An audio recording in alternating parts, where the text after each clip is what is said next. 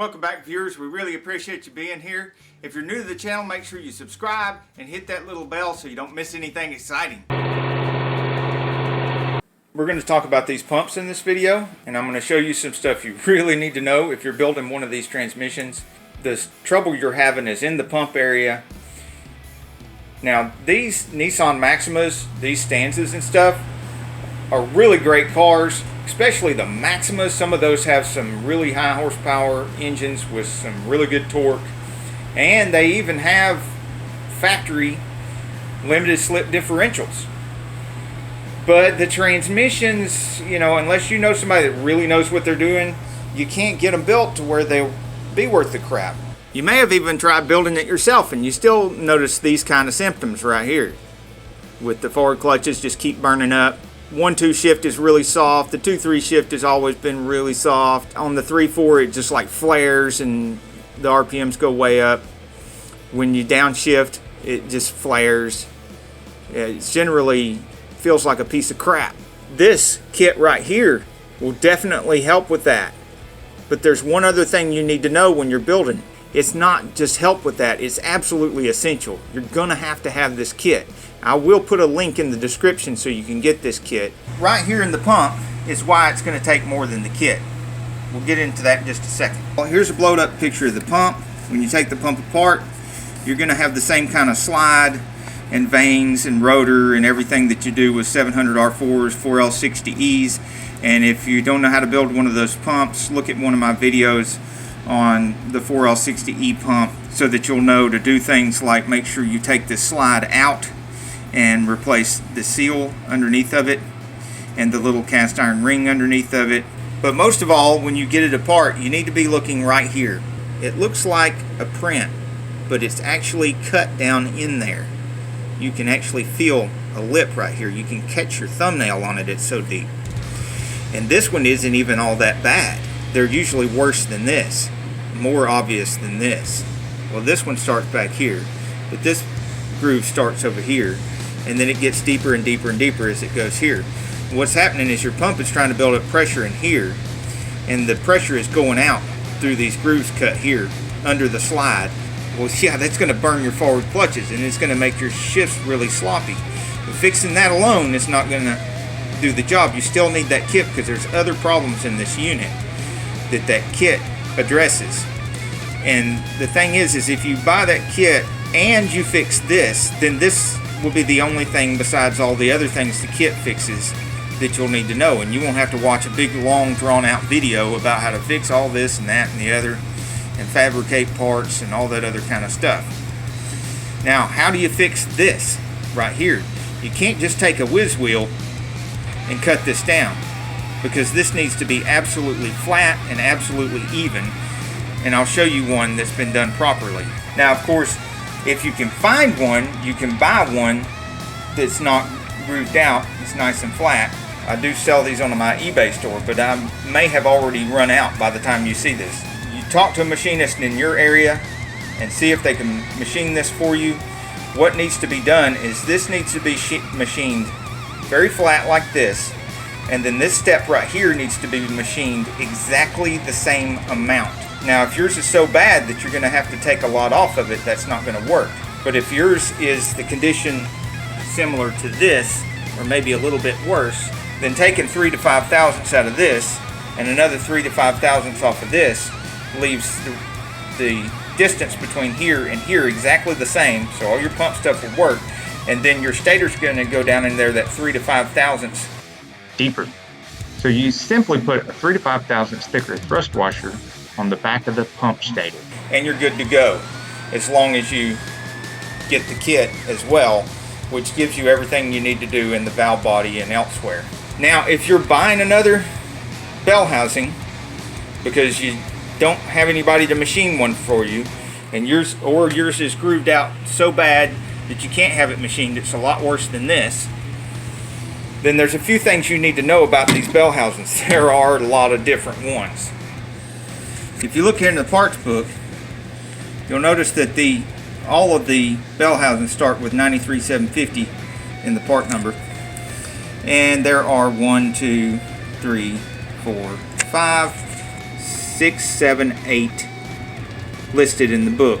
Casting number LDTA is this one right here. This is a casting number LDTA. And as it says in the book, you know, you've got 10 o'clock starter right there. This one also has 10 o'clock starter. Let's turn it around here where you can see. This is a CA. The CA is not even mentioned in the book with the 10 o'clock starter, but you'll notice right off the bat here that both holes, bolt holes for the starter, the bolts come in from the transmission side and bolt into the starter, whereas in the CA casting, one bolt goes through from the transmission side, the other bolt goes through the starter and bolts into the bell housing right here close to the bolt from hell. And we call this the bolt from hell, of course, because every one of these has the bolt from hell, which is hidden behind the engine above where the drive shaft comes out in that nice tight little spot right there. Of course, you've got the exhaust going through here as well. This bell housing here, let's give you a look at this. Starter location, completely different location, 4 or 5 o'clock position, but it is square hole. And some of these have, like this one does here, smaller bolt here, larger bolt here. And some of them have the same size bolt. Then you have other differences like dowel pin locations. This is small dowel pin, large hollow dowel pin, and it's so far across here that it's about 13 inches. Whereas the book shows this as 11.5 inch from dowel pin to dowel pin. But this little dowel hole right here and this hollow dowel hole right here is the only place where you'll find from center to center that it measures 11.5. It actually measures more like 13 across here. Now, these hollow dowel pin and hollow dowel pin instead of the small dowel pin, and the bolt goes through the dowel pin here, whereas here on the LDTA the bolt is beside the dowel pin. And this one, the CA, has an additional small bolt hole here to help hold the shield, the little thin metal shield down here. Now, from distance on the CA, which again the CA is not mentioned in the parts book, from center hole to hole is about 12.5. Now down here with the square starter hole, again you got over 13 inches from bolt hole to bolt hole, and this one is like the CA, has a hollow dowel pin and a hollow dowel pin that bolts go through. Just remember, the most important piece of information that I hope you retain from this video is that building one of these units, you can follow the same kind of procedures you do for a more common unit like the 4L60Es, 4L65Es, including the pump. And with the addition of the kit that I mentioned and put the link to in the description, which, yes, I do have my own eBay store selling transmission parts, but by the time I buy the kit, mark it up, put it on my eBay store and send you a link to that, then you didn't spend up more money. Whereas if I just put the affiliate link there, I get a small commission and you get to buy it at the same price that I could buy it for. It doesn't cost you a dime more. And I don't make as much money, but I do make a little bit of something.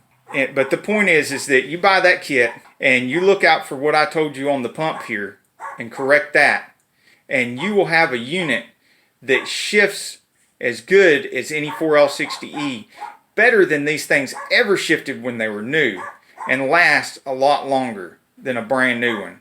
If you've got anything to add, anything that you've run into while building these units that you think might help somebody that's watching this, put that in the comments below too. That's the whole point of these videos, is to help people that are struggling with these. So any information you have that can help somebody with their transmission repair, put it in the comments, please. Thank you for watching our videos. I hope the information contained helps you out a great deal and saves you lots of money. But please keep in mind that after 30 years of working on cars, I still get burnt, bruised, or bleeding on almost every job.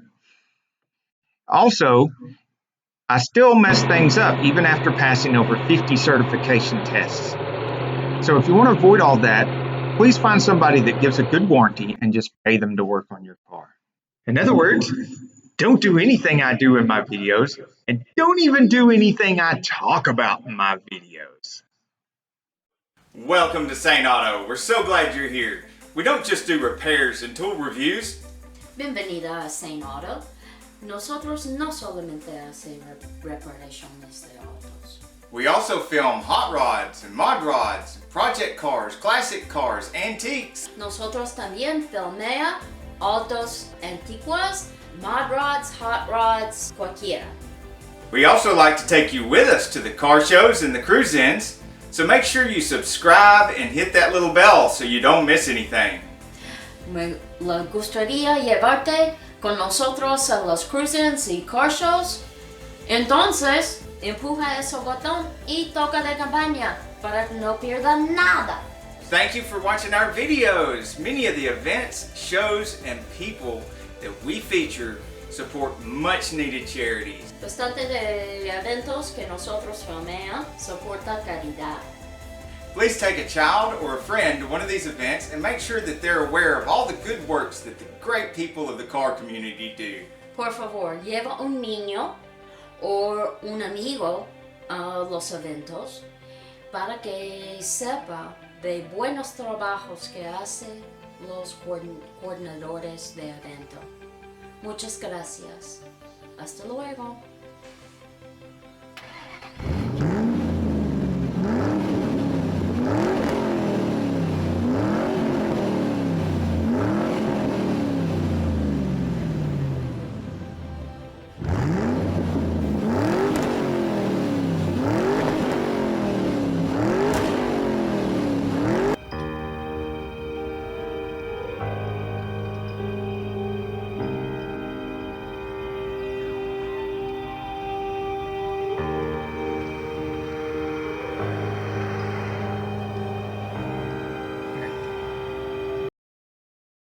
Hello!